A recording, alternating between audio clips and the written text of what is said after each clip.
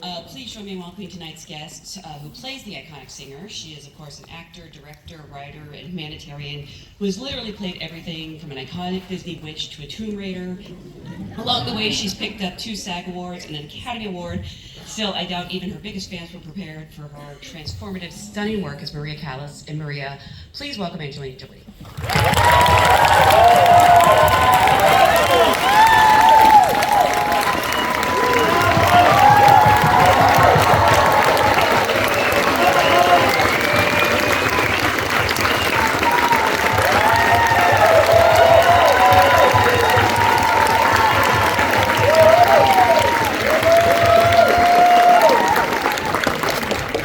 Oh, I'm so sorry, we're all out of time.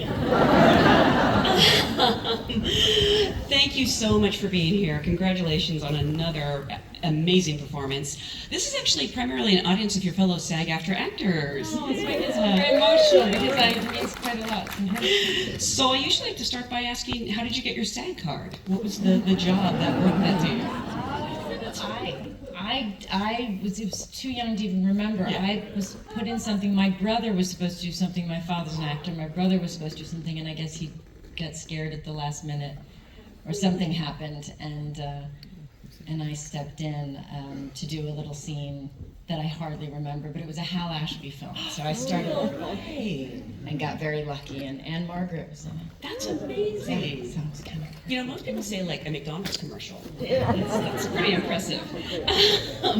Well, again, congratulations on just a beautiful film. I'm so curious to know how, director Pablo Larrain brought this project to your attention. Was she someone you'd ever dreamed about portraying, or what did you know or sort of think you knew about María Callas prior to this role? I would never have imagined. I only knew her music. I'd been to the opera a couple of times, and I was quite overwhelmed by it. And I saw it wrongfully. I saw it as quite this elitist art, that was so I felt growing up mostly in LA, and I felt like maybe I wouldn't understand it, or it was kind of beyond me, Verdi, Puccini, and so I don't know. I didn't feel close to it, and I'm so in love with it now as an art form, and I'm so grateful it's in my life. And Pablo, God bless him, believed that somehow I could do this, and called me. And I had wanted to work with him because I think he's such an extraordinary director. Yep. And so I'd asked him years ago if he ever would consider I'd love to work with him, and called and asked me to play Maria. And I took a few days and studied her, and I discovered that I really liked her as a human being. I thought she was I liked her as a person. So, but then then I had to figure out how to sing. Yeah, just a small part of it. Liking her was important. Actually, why was that important to you to do the singing? Because, it is so much of who she is, but, you would have been forgiven if we, you didn't want to sing like María Callas. Oh no, I would not by Pablo. No, he. I did think that that's what it would be when you as an actor they say, can you ride a horse? Yes. Can you do this? Yes. That's right. We can do everything. Special skills. Yeah. So he asked me if I could sing, and I said yes. But I'd never sung, and I actually had somebody in my life who was close to me say I couldn't sing. Have they seen this movie? I don't know. So I was like singing "Happy Birthday" to somebody, and they said, you're kind of off pitch. And I thought, and then and it blocked me. Yes. And I never really tried. But I didn't also realize what opera was.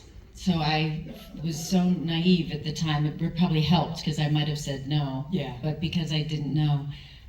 I didn't realize how you can't fake sing opera, because it has to be. She knows. I didn't. But it has to be your whole body. You sing from such a place, and it's such a volume, so completely that you really can't get away with kind of singing it. So I had this whole plan that I was going to buy bags full of earplugs as a gift for the crew one day. And get myself through it, but Yeah, I took 7 months of singing class, and I went in for. But we all know that's the greatest gift, right? You're scared of something, and you get to be taught a new skill. Something Yeah. we all, that's the gift. And so I did breathing and Italian and opera, and And you can ride a horse, right? Totally. I can only ride side saddle. That's the hardest way to It's do actually it. true. What? Because I'm an actor. so I was taught on film, in period Side films. saddle. So I learned side saddle, and I'm amazing. really not good any other way. Like, I can't sing anything now but opera. So. Well, it's going to be something. You've obviously portrayed real people before, but probably not anything as iconic as María Callas. I mean, that's pretty incredible. Do you like having material to draw on, or do you find that it can be kind of overwhelming? Like, how do you know what to listen to and what not to? She's the first artist I've played, which is, I think, makes it very different, as you can imagine, because something I didn't expect would be, so I drew on everything from her, because there was so much. And one of the most extraordinary things is she taught class. So I listened to Maria explaining how to do a performance, and I followed her. And she she said, if you're doing a performance, especially, in doing an aria, she calls it straitjacketing. And she says, you learn it, you discipline yourself, and you learn it exactly as the composer intended, and you do it technically, and you do it, and you do it. You do not put one personal thought, and you do not add your emotion to it. You straitjacket yourself to know it, and then you release this other into yourself. And so that's was very helpful. Wow. So you really learned from María Callas. So I really learned from her. And then I would see, which you can all imagine, I had to play, when I'd play her roles, Tosca or something, I would watch her performance, and then I would sing the song, and I would realize, oh, she's an amazing actor. She's an amazing actor. And I would realize, oh, that choice to make that gesture at that time, that choice to go to her knees in that moment, her choices were extraordinary. So I was like just following and kind of being taught and led by her through the entire thing. Wow. So it was amazing. I mean, I didn't realize. I knew that there was lots of footage of her performing, but I had no idea she taught a class and that was recorded, I guess. Yeah. Wow, that's so cool.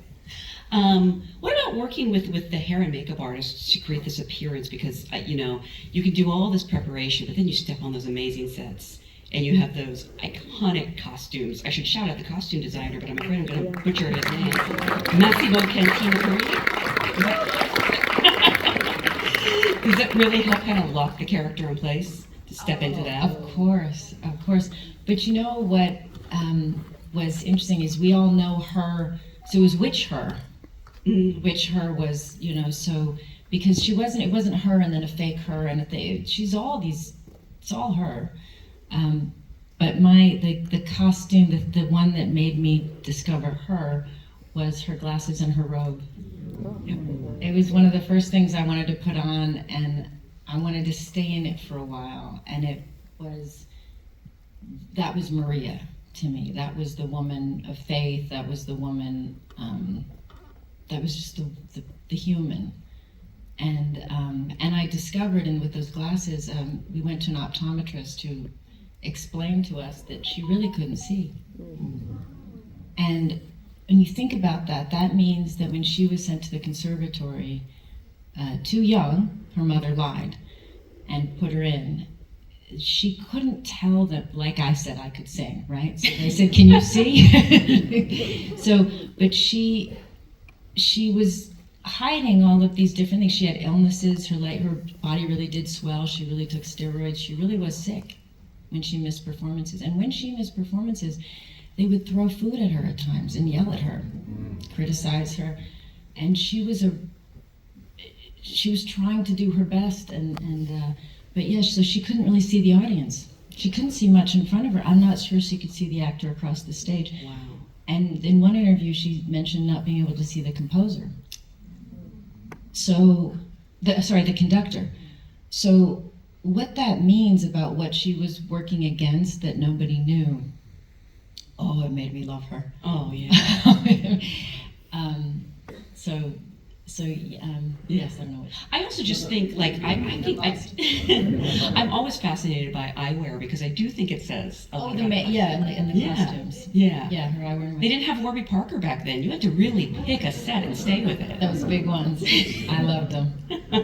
But her costumes are extraordinary, and Massimo did an amazing job, and the hair and makeup. I think for me, what they did that was so wonderful is we all, sometimes you can, and hopefully you feel this way, is you watch the film and you're not thinking about the hair and makeup, and when you're not thinking about it, sometimes it's not recognized as being as good as it is because it's that good, and to have different eyes and a nose and different hairline and different. But to do it carefully, so there was the older her, there was the younger her. It wasn't me, but it was very delicately done. So I thought they all did just an amazing job. I read this interview with Pablo where he was really singling out of all the things all the lovely things he had to say about you, was your stoicism as Maria, because I think it can be hard as actors to be still. We want to, gesticulate or use our bodies to express ourselves. Was that something you discussed with him, and how did you sort of find that space?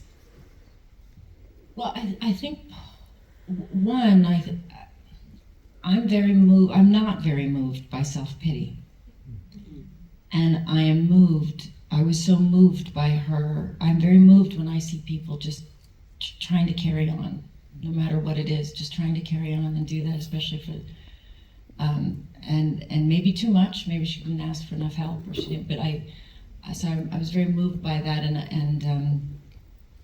and also I watch these interviews, and if you haven't seen them, it's very interesting to watch. You watch her interviews when she's younger, and she's at the top of her game, and man, are they kind to her and interested and talking to her about her work. She's in a beautiful purple caftan. She's fabulous.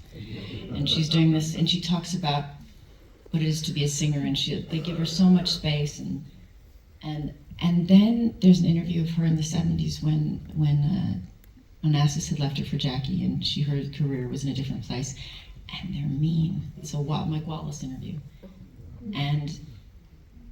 And she is extremely stoic. Yeah. And she's in a lot of pain at that time. And I was angry for her when I saw it, but I was also very impressed with her. So that was part of what I watched and how she got through. Wow. Yeah, because there's so much going on underneath the surface that I think we can sense there. That she chooses not to say, which is probably the wise thing to do in those situations. But and it was a different time, right? It was a different time where you don't say certain things, and she really holds herself. She was quite a lady. Yeah. The film, it finds Maria in her later years when she's struggling, and is that a hard place as an actor to be? I don't know if you're the kind of actor who takes your work home with you, but on some level it would be a joy to play Maria. But on another level, these are really challenging times, and I don't know if that kind of weighs on you, and if you have a way to prepare to get into a difficult scene. I was so focused. Every night was still. We were doing rehearsals, and it was so full on with the music, and the music itself was so profound that it kind of pulled me. Mm-hmm. There's a beautiful thing in all of us who are performers. We want to be pushed to the edge of everything we've got. It's a joy for us. It hurts and it's hard but it's to leave like nothing, to be like just on the floor and leave nothing is in a way what we live for. It's to see if we can give everything we've got to what we love in our work and to a performance. So I've just felt grateful often in this, that I would have this space to go through it. What do you think was the most challenging scene? Either, it could be a logistical thing, it could be preparing on that day. Sometimes it's like even the smallest things. It's not the day you dread on the call sheet. The first day I had to sing in front of everybody. Oh, sure. Yeah. Because in order to record it, so there was nothing else. it was like there was no piano, there was no feedback. It was just, there's nothing.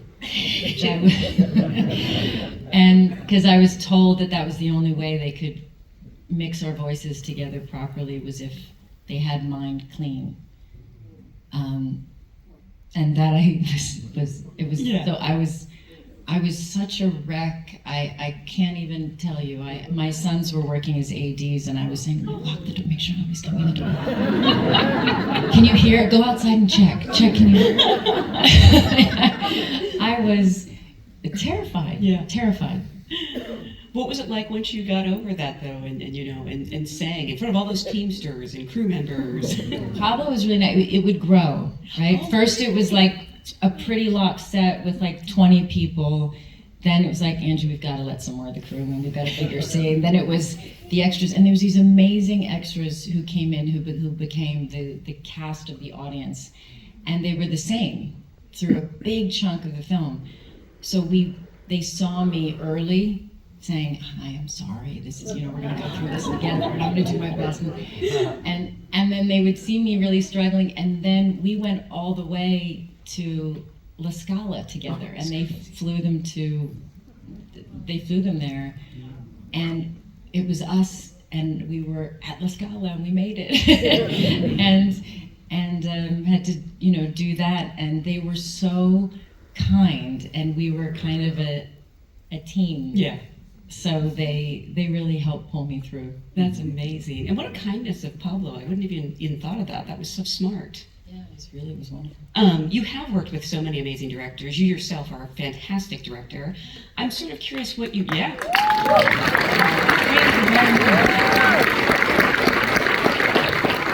I'm sort of curious what you as an actor hope for from a director when you show up to set. Because you probably learned a lot from great directors, but maybe you also learned things you don't want to do.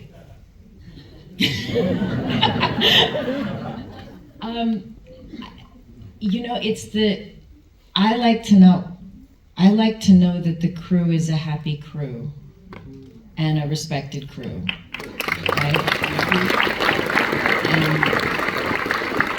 And when you feel that, you feel like everybody wants to bring their best because everybody feels good and everybody has a place and everybody's being heard, then your director has built this family and understands the family, and then you all can work together in this space. So I think that's the most important. Yeah, I mean, I know it's hard work, but shouldn't it be fun to some degree? It should be. It's the greatest, job in the world, and I think I'd forgotten that, in a way. I was saying earlier, I had this relationship that I think I was almost uncomfortable being an actor for a while, or being public and being, I don't like certain aspects of being a public person, but I love being an artist. And so I hadn't worked for a long time in something like this, and I felt like I remembered just the work, just to be a part of this community, and how lucky we all are, and it made me feel like I was coming home to a family, felt. Would you ever do theater? Because I think you'd get in The Outsiders if you really wanted to. I don't know. You might have it in there. But, stage is such a different medium, and I just wonder if it's something you've considered. I mean, I feel like I'm now in the stage of just doing everything that terrifies me, so I might as well try that one too. And you can sing, so Outsiders are perfect. You can be Pony Boy.